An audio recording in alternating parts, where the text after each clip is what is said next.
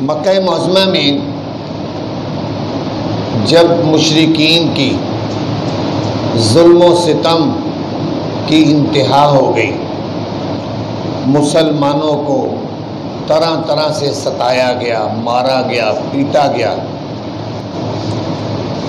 تو جب صبر کا پیمانہ لبریز ہو گیا، آخر اللہ سبحانہ و تعالیٰ نے حکم دیا کہ اے پیارے پیغمبر، اب آپ یہاں سے مکہ معظمہ سے ہجرت کر جائیں، مدینہ منورہ چلے جائیں۔ تو آپ شروع میں نہیں گئے، پہلے کچھ مسلمانوں نے ہجرت کی۔ آئے دن مشرکین دیکھتے کسی نہ کسی گھر کو تالا لگ جاتا ہے، سامان وغیرہ لے کر لوگ جا رہے ہیں۔ تو عتبہ جو مشرک تھا، اس نے ابو جہل کو کہا، دیکھو یہ مکہ تو ویران ہوتا جا رہا ہے، گھر خالی ہوتے جا رہے ہیں، ہمیں اس کے بارے میں کوئی مل بیٹھ کر کوئی مشورہ کرنا چاہیے، کیونکہ یہ سارا کیا دھرا یہ تمہارے بھتیجے کا کام ہے۔ یعنی نبی پاک صلی اللہ علیہ وسلم کی جو تبلیغ تھی، اس وجہ سے یہ تفریق ہوئی ہے کہ مشرکین کا علیحدہ گروہ ہوا، مسلمانوں کا علیحدہ ہوا، اور اب مسلمان مکے کو چھوڑ کر جا رہے ہیں۔ ایسا نہ ہو کہ مکہ ایک نہ ایک دن بالکل اجاڑ بیابان ویران ہو جائے۔ ہمیں اس کے بارے میں سر جوڑ کر بیٹھنا چاہیے، کوئی مشورہ کرنا چاہیے۔ لہٰذا انہوں نے میٹنگ رکھی دارالندوہ کے اندر۔ دارالندوہ، ندوہ مشورے کو کہتے ہیں، مشورہ گھر ایک انہوں نے ایک بنایا ہوا تھا، وہاں سب بیٹھ کر مشورہ کرتے تھے۔ کہا کہ آج رات کو ہی مشورہ ہوگا، آج ہی مشورہ کرو، ایک دو دن کے اندر اندر مشورہ کرو۔ میٹنگ بلائی اور یہ طے کیا کہ جو مکے کے سردار ہیں، صرف سردار اس میٹنگ میں آئیں گے، کوئی دوسرا عام آدمی اس میٹنگ میں داخل نہ ہو۔ سب کو دعوت نامہ پیغام پہنچ گیا کہ مثلا مثال کے طور پر کل میٹنگ ہے، ایک آدھے دن کے اندر انہوں نے میٹنگ رکھی، اور ایک آدمی کو دروازے پر کھڑا کر دیا اور اس کو کاغذ پکڑا دیا کہ یہ جو سردار ہیں ان کو اندر آنے دینا، کوئی غیر آدمی اندر نہ آئے۔ لوگ آتے گئے، سردار آتے گئے، بیٹھتے گئے۔ جب دیکھا اس نے گیٹ والے نے کہ سارے آ گئے ہیں، وہ دروازہ بند کرنے لگا، تو ایک بوڑھا آدمی، عجیب و غریب اس کی وضع، لباس، وہ بوڑھا سا آدمی آیا اور اس نے کہا ٹھہرو، دروازہ بند نہ کرنا، میں نے بھی اندر جانا ہے۔ وہ تھا ابلیس، انسانی شکل میں آیا۔ تو گیٹ والے نے کہا کہ بھئی آپ کا نام تو نہیں ہے، جو لوگ آنے تھے وہ آ گئے ہیں۔ اس نے کہا نہیں، جو تم میٹنگ کر رہے ہو نا، میں بھی اس میٹنگ میں شامل ہونا چاہتا ہوں، کہ میں بھی نبی پاک صلی اللہ علیہ وسلم کے بارے میں کہا کہ میں بھی ان سے بہت تنگ ہوں، اور میں چاہتا ہوں کہ اس کے بارے میں جو میٹنگ ہو میں اس میں شامل ہونا چاہتا ہوں۔ میں نجد کا رئیس ہوں، نجد کا سردار ہوں میں۔ اس نے کہا ٹھہرو میں پوچھ کر آتا ہوں۔ وہ آدمی اندر گیا، اس نے ابو جہل کو کہا کہ نجد کا سردار آیا ہے اور وہ کہہ رہا ہے اس میٹنگ میں میں تمہیں اچھا مشورہ دوں گا، مجھے بھی اندر بلا لو۔ اس نے کہا چلو اس کو بھی بلا لو۔ اس کو بھی اندر کر کے دروازہ بند کر دیا۔ میٹنگ شروع ہوئی۔ اس میٹنگ کا یہاں اس آیت میں ذکر ہے، فرمایا اللہ تعالیٰ نے وَإِذْ يَمْكُرُ بِكَ الَّذِينَ كَفَرُوا، جس وقت کے خفیہ تدبیریں کر رہے تھے اے پیارے پیغمبر آپ کے بارے میں، خفیہ تدبیریں، بند کمرے میں میٹنگ ہو رہی تھی آپ کے بارے میں۔ کون کر رہے تھے؟ الَّذِينَ كَفَرُوا، کافر لوگ کر رہے تھے، آپ کے بارے میں سر جوڑ کے بیٹھ گئے تھے میٹنگ میں۔ اب ظاہر ہے سب لوگ رائے دیتے ہیں، ایک آدمی نے رائے دی اور وہ رائے کو بھی اللہ تعالیٰ نے ذکر کیا، لیثبتوک، تاکہ آپ کو قید کر لیں۔ پہلی رائے میٹنگ کے لوگوں میں سے بعض نے یہ دی کہ ایسا کرتے ہیں کہ ان کو قید کر لیتے ہیں کمرے میں، کمرہ بند کر دیتے ہیں، ایک چھوٹا سا روشن دان رکھیں گے، اس میں تھوڑا بہت کھانا دے دیا، کبھی نہ دیا، آہستہ آہستہ اندر ہی ختم ہو جائے گا، تو ہمارا مقصد پورا ہو جائے گا۔ تو جو ابلیس تھا اس نے کہا یہ رائے بہت کمزور ہے، یہ رائے ٹھیک نہیں ہے، اس لیے کہ تم دیکھ چکے ہو ہم نے شیعہ ابی طالب کے اندر 3 سال ان کو بند کیا تھا، وہاں پر بھی لوگوں کا ہجوم نہیں رکا، یہ ہم اندر بند کریں گے، ان کی خوشبوئیں باہر پھوٹ آئیں گی اور ان کے جانثار وفادار ٹوٹ کر آئیں گے اور ان کو نکال کر لے جائیں گے۔ قید نہ کرو، تم نہیں رکھ سکتے، وہ چھڑا لیں گے، یہ رائے ٹھیک نہیں ہے۔ دوسرا آدمی کھڑا ہوا، اس نے کہا ایسے کرتے ہیں او یخرجو کا، ان کو یہاں سے نکال دیتے ہیں مکے سے، ایک اونٹنی لیتے ہیں، اس کے اوپر رسیوں سے اس کو باندھ دیتے ہیں، رسیوں سے باندھ کر مکے سے باہر جا کر اونٹنی کو بھگا دیتے ہیں، وہ جہاں مرضی جائے، کہیں دور دراز چلے جائیں گے، چلے مکے سے نکل گئے، ہمیں سکون ہو جائے گا۔ وہ شیخ نجدی جو ابلیس تھا، شیخ نجدی کی شکل میں آیا، تو اس نے کہا یہ رائے بھی ٹھیک نہیں ہے، یہ تو پہلی رائے سے بھی بری ہے، اس لیے کہ تمہیں پتہ نہیں ہے کہ کان لسان محمد احلی من العسل، کہ محمد صلی اللہ علیہ وسلم کی زبان اور کلام شہد سے بھی میٹھی ہے، یہ یہاں سے چلے گئے، تم تو کہہ رہے ہو نا جان چھوٹ گئی، یہ ہمارے لیے بڑی آفت کھڑی ہو جائے گی، اس لیے کہ جس علاقے میں بھی گئے، جب انہوں نے گفتگو کرنی ہے، ان کی زبان میں ان کے کلام اتنی مٹھاس ہے کہ لوگ جوک در جوک ان کے حلقہ احباب میں شامل ہوں گے، ان قریب بہت بڑی فوج لے کر مکے پر حملہ آور ہو جائیں گے، ہم سب کو تہس نہس کر دیں گے، یہ ٹھیک نہیں ہے۔ دونوں رائے کو شیخ نجدی نے رد کیا۔ تیسری رائے کے لیے ابو جہل کھڑا ہوا، ابو جہل نے کہا میرے ذہن میں ایک رائے ہے، وہ یہ کہ کیوں نہ ہم مکے میں جتنے قبائل ہیں، ہر قبیلہ اپنے اپنے قبیلے کے 2-4 نوجوانوں کو منتخب کرے اور سب مل کر نوجوان نعوذ باللہ نبی پاک صلی اللہ علیہ وسلم پر حملہ آور ہوں اور آپ کو ختم کر کے جو ہے قتل کر دیں گے۔ اس سے یہ فائدہ ہوگا کہ چونکہ سارے قبائل نے قتل کیا ہوگا، تو جو آپ کا قبیلہ ہے وہ کس کس سے لڑے گا، اتنے قبائل سے لڑ نہیں سکے گا، بالآخر دیت پر صلح ہو جائے گی، سارے قبائل مل کر دیت ادا کر دیں گے، قتل بھی ہو جائے گا، دیت بھی ادا ہو جائے گی اور میدان بھی صاف ہو جائے گا۔ یہ تیسری رائے تھی، اس کو بھی یہاں فرمایا لیسبتو کا، پہلی رائے تاکہ گرفتار کر کے قید کر دے، او یقتلو کا یا قتل کر دے، او یخرجو کا یا آپ کو یہاں سے نکال دیں۔ تینوں رائے قرآن میں آ رہی ہے، 9ویں پارے کی آیت ہے۔ وَيَمْكُرُونَ وَيَمْكُرُ اللَّهُ، وہ خفیہ تدبیریں کر رہے تھے، اللہ اپنے پیغمبر کو بچانے کی تدبیر کر رہا تھا۔ وَيَمْكُرُ اللَّهُ، اللہ تدبیر کر رہا تھا۔ اور وَاللَّهُ خَيْرُ الْمَاكِرِينَ، اللہ بہترین تدبیر کرنے والا ہے۔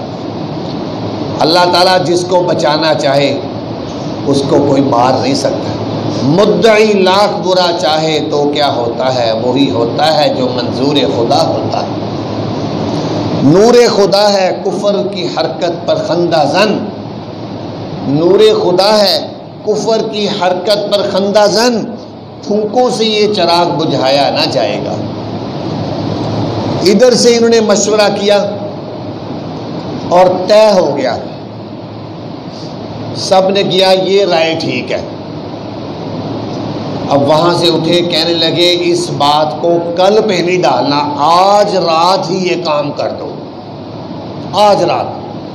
سارے قبائل نے اپنے اپنے جو 1-2 نوجوان تھے ان کو تیار کیا، سب کو تلواریں کہا لے کر رات کو محاصرہ کر لینا نبی پاک صلی اللہ علیہ وسلم کے گھر کا۔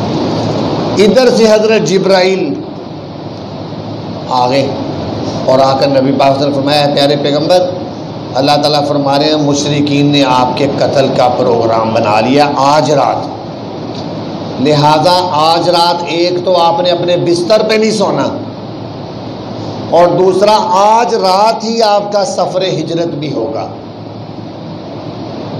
آپ نے فرمایا ٹھیک ہے۔ تو ابھی رات نہیں ہوئی تھی تو آپ اس سے پہلے ہی دن کے ٹائم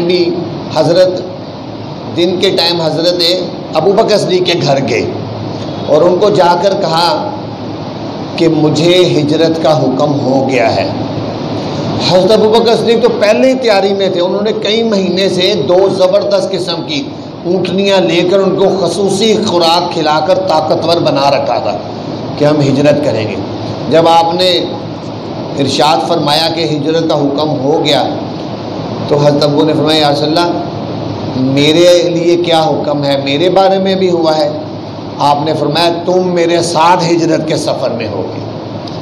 حضرت ابو بکر صدیق کی آنکھوں سے آنسو آ گئے، یہ ہوتے خوشی کے آنسو، بڑے خوش ہوئے کہ مجھے آپ کی رفاقت کا شرف ملا ہے، اور فرمایا یا رسول اللہ یہ 2 میں نے اونٹنیاں پہلے سے پار رکھی ہیں، جون سی اونٹنی آپ پسند کریں آپ لے لیں، ایک پر میں ہو جاؤں۔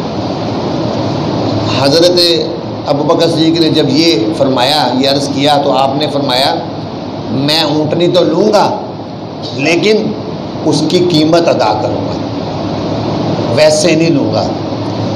چونکہ نبی پاک صلی اللہ علیہ وسلم حالانکہ حضرت ابو بکر صدیق رضی اللہ تعالیٰ عنہ کا اتنا آپ صلی اللہ علیہ وسلم کے ساتھ تعلق تھا، زندگی میں اتنے احسانات تھے کہ آپ نے فرمایا لوگوں جتنے لوگوں نے میرے اوپر آج تک احسان کیے ہیں سب کا میں نے بدلہ دے دیا ہے، صرف ابو بکر صدیق ہے جس کے میں احسانات کا بدلہ نہیں دے سکا، قیامت کے دن اللہ اس کے احسانات کا بدلہ دے گا۔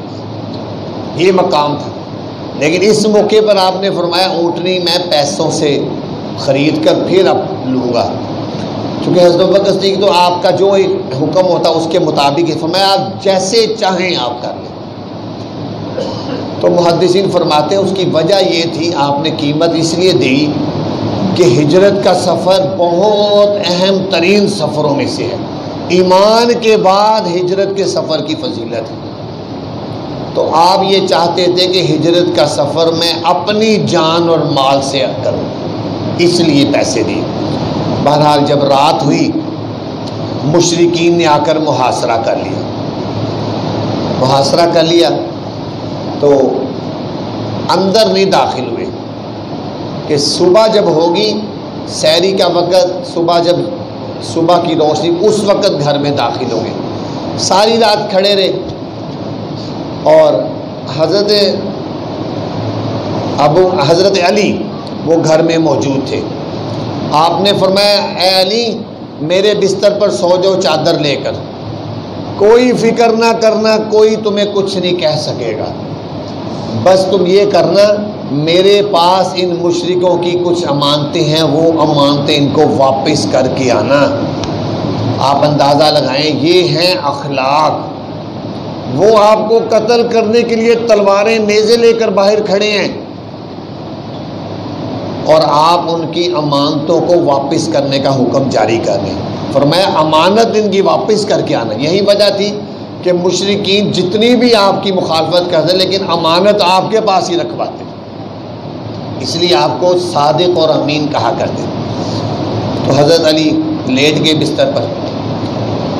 پھر رات کے کسی حصے میں اللہ تعالیٰ نے حکم دیا کہ اے پیارے پیغمبر اب آپ نکلیں اور اس آیت کو پڑھیں، سورہ یاسین کی آیت، وَجَعَلْنَا مِن بَيْنِ أَيْدِيهِمْ سَدًّا وَمِنْ خَلْفِهِمْ سَدًّا فَأَغْشَيْنَاهُمْ فَهُمْ لَا يُبْصِرُونَ، کہ ہم نے ان کے آگے بھی دیوار کر دی، پیچھے بھی دیوار کر، ان کی آنکھوں پر ایسا پردہ ڈالا کہ وہ دیکھ بھی نہیں سکتے تھے۔ اس آیت کو پڑھا اور باہر نکلے، اور آیت کو پڑھتے ان کے درمیان سے نکل گئے، وہ سارے اونگتے ہی رہ گئے، اونگ رہے ہیں، کسی کو پتہ نہیں چلا، آپ ان کے درمیان سے نکل کر چلے گئے۔ یہ آیت کہتے ہیں جب کسی دشمن کا خطرہ ہو، سامنے دشمن آ جائے، یا پھر کبھی ایسا ہو آپ کسی جگہ سے گزر رہے ہیں، آگے کوئی جانور ہے جس سے آپ کو خطرہ ہے کہ آپ کو وہ تکلیف پہنچائے، جیسے کتا وغیرہ راستے میں ہے پڑ جاتا ہے، کسی ایسے راستے میں آپ آ گئے، اگر آپ یہ آیت پڑھ دیں تو وہاں سے گزر جائیں، وہ کچھ بھی نہیں کہہ سکے، اس کو پتہ ہی نہیں چلے گا اور آپ وہاں سے گزر جائیں۔ تو اس آیت کو آپ نے پڑھا، دشمن کو کچھ پتہ نہیں چلا اور آپ وہاں سے نکل گئے۔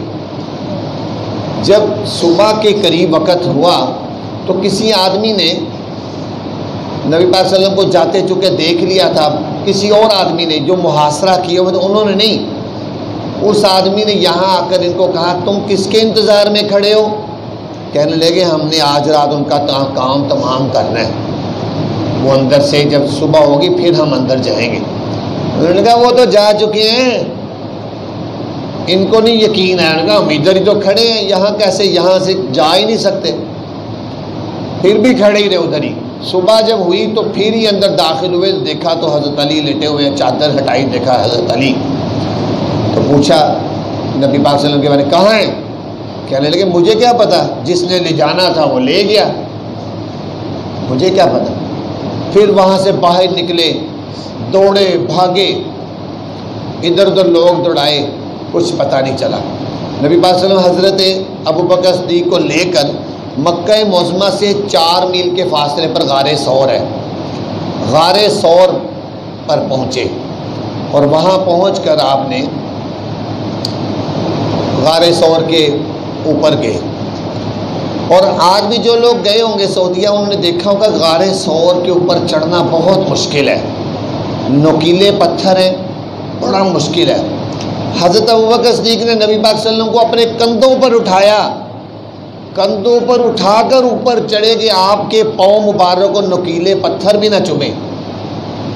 اوپر چڑھے ہیں، اوپر چڑھ کے نبی پاک صلی اللہ علیہ وسلم کو بٹھایا کہ آپ تشریف رکھیں، میں غار کے اندر پہلے چیک کر لوں کہ کوئی مضر جانور نہ ہو، موذی جانور نہ ہو۔ اندر گئے تو غار کو اپنی چادر کے حصے سے صاف کیا، اور بعض روایات میں یہ بھی آتا ہے کہ وہاں سوراخ تھے، وہاں سوراخ تھے، اور وہ جگہ کسی سانپ کے رہنے کی جگہ تھی، وہاں سانپ رہتا تھا، وہ اس وقت وہاں موجود نہیں تھا۔ تو حضرت ابوبکر صدیق نے اپنی چادر کے ٹکڑے ٹکڑے پھاڑ کر ان سارے سوراخوں کو بند کیا، ایک سوراخ بچ گیا اور چادر ختم ہوئی۔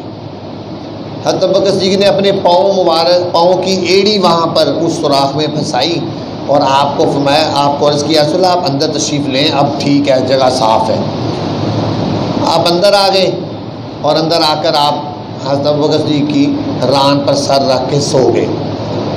اب وہ سانپ جو ہے وہ گھومتا ہوا جب آیا اپنی جگہ میں، سارے سوراخ بند تھے، ایک سوراخ میں جب آیا وہاں انسانی گوشت کی اس کو خوشبو آئی، اس نے پھر وہاں پر ڈنگ مارا، سانپ نے ڈنگ مارا، تو اب ڈنگ سے ظاہر ہے سانپ کا ڈنگ تکلیف بھی اور زہر بھی، بہت شدید تکلیف، لیکن حضرت ابوبکر صدیق نے اتنی تکلیف کے باوجود ٹانگ کو حرکت نہیں دی کہ آقا دو جہاں کی نیند خراب نہ ہو جائے، نیند خراب نہ ہو جائے۔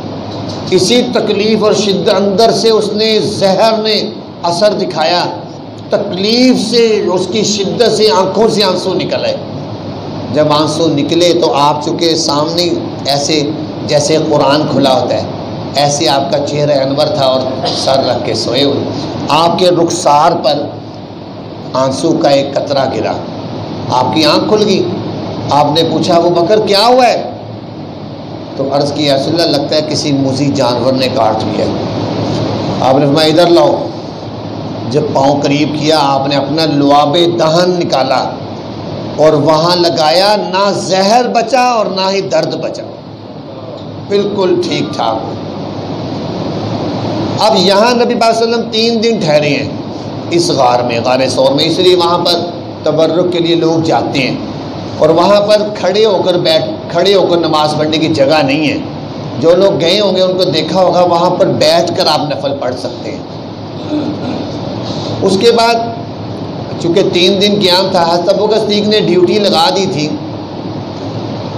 اپنے غلام عامر بن فہیرہ کی کہ روزانہ ہمیں یہاں بکریاں لانی ہیں اور ہمیں دودھ پلانا ہے جتنے دن بھی ہم ٹھہریں گے، اور اپنے بیٹے عبداللہ بن ابو بکر کو کہہ دیا تھا کہ مکے کی جو بھی خبریں ہوں ہمیں رات کو پہنچانی ہیں۔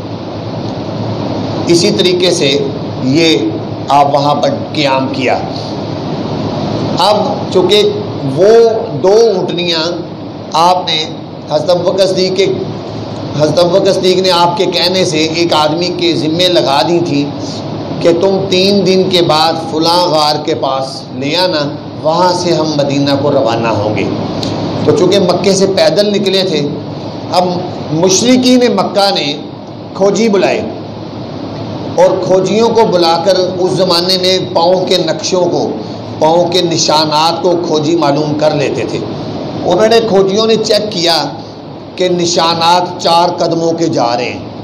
انہی نشانات پر چلتے چلتے اس پہاڑی پر پہنچے، پہاڑی کے قریب جہاں اوپر غار ثور ہے۔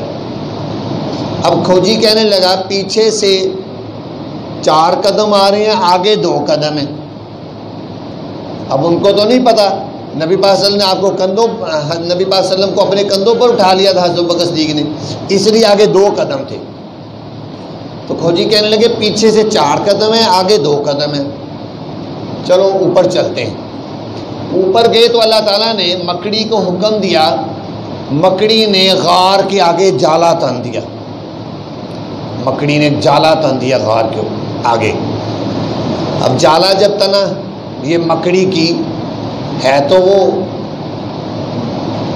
بے مکلف جانور ہے، ایک کیڑا مکوڑا ہے، لیکن یہ اس کی بڑی، اللہ تعالیٰ نے نبی پاک صلی اللہ علیہ وسلم کی حفاظت کا ایک ذریعہ اس کو بنایا، مکڑی کو، اور اس نے جالا تھا نا، تو اللہ تعالیٰ نے مکڑی کو یہ اعزاز بھی بخشا ہے کہ قرآن میں مکڑی کا ذکر کیا ہے، نبی پاک صلی اللہ علیہ وسلم کی حفاظت کا ذریعہ بنی۔ قیامت تک کے لیے مکڑی کا ذکر قرآن پاک میں ہے۔ ایک جگہ بات ہے وَإِنَّ أَوْهَنَ الْبُيُوتِ لَبَيْتُ الْعَنكَبُوتِ، سب سے کمزور گھروں میں سے مکڑی کا گھر ہوتا ہے، جالا سا ہوتا ہے، ہوا سے بھی ٹوٹ جاتا ہے، نہ سردی سے بچاتا نہ، لیکن مکڑی کا ذکر آ گیا قرآن میں، نبی پاک صلی اللہ علیہ وسلم کی حفاظت کا ذریعہ بنی۔ پھر آپ نے ایک کبوتری کے جوڑے کو حکم دیا، اللہ تعالیٰ نے حکم دیا، انہوں نے غار کے آگے انڈے دے دیے،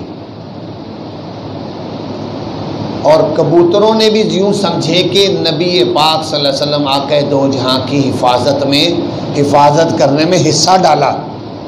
حکم تو اللہ کا تھا، لیکن ان کی بھی خدمت شامل ہوئی، اور ان کی خدمت بھی ایسی قبول ہوئی کہ آقا دو جہاں کی خدمت تم نے حفاظت کر کے کی ہے، انڈے دیے۔ تو آپ دیکھیں کہ کبوتر جنگلوں میں نہیں رہتے، مزاروں میں آپ دیکھیں وہاں کبوتر ہوتے ہیں، مسجدوں میں کبوتر ہوتے ہیں، اور وہاں روضہ رسول پر کبوتر ہوتے ہیں، مکہ معظمہ میں ایک کبوتر چوک ہے، وہاں لوگ ان کو دانہ ڈالتے ہیں، کبھی بھی ان کو دانے کی فکر نہیں ہوئی، لوگ ان کو بے بہا دانہ ڈالتے ہیں کہ آقا دو جہاں کی خدمت میں یہ بھی مصروف ہوئے، ان کو دانے کی فکر نہیں ہوتی، ان کو دانہ بے بہا لوگ ڈالتے ہیں۔ چاہے آپ مزاروں پر دیکھ رہے ہیں وہاں پر بھی کبوتر ہے، روضہ رسول پر کبوتر، ان کی جگہ ہی مسجدیں اور مزار ہے۔ تو اللہ تعالیٰ نے ایسے انتظام کیا۔ اب مشرکین جب اوپر چڑھے ہیں، آپس میں باتیں کر رہے ہیں، اور کھوجی کو کہنے لگے کہ لگتا ہے تمہاری تحقیق تفتیش ٹھیک نہیں ہے، یہاں نہیں آئے ہو سکتے، یہاں آئے ہوتے تو یہ جالا لگا ہوا ہے، جالا تو ٹوٹتا، یہ انڈے پڑے ہوئے انڈے ٹوٹ جاتے، یہ دونوں چیزیں ویسی کی ویسی ہیں، لگتا ہے تم نے کھوج صحیح نہیں لگائی۔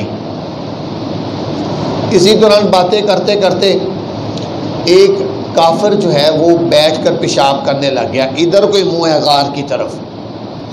اب جب آدمی بیٹھتا ہے پھر اندر نظر آتا ہے، تو حضرت ابوبکر صدیق پریشان ہوئے، غمگین ہوئے کہ اس نے اب دیکھ لینا ہے ہمیں اور پھر ہمیں چھوڑیں گے نہیں۔